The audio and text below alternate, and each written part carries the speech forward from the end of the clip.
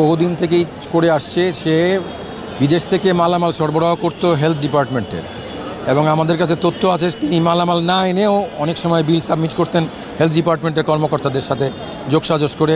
অনেক সময় অচল জিনিসপত্র নিয়ে আসতেন, সেটাকে সচল এবং দামি জিনিস হিসেবে গণ্য করে সেগুলোকে বিক্রি করতেন। তো সেই সমস্ত জিনিসগুলোর সাথে তার সাথে কারা কারা লিঙ্ক আছে সেই জিনিসগুলোকে ধরার জন্যই আমরা আসলে রিমান্ডের প্রয়োজনীয়তা বিজ্ঞ আদালতকে বোঝাতে পেরেছি।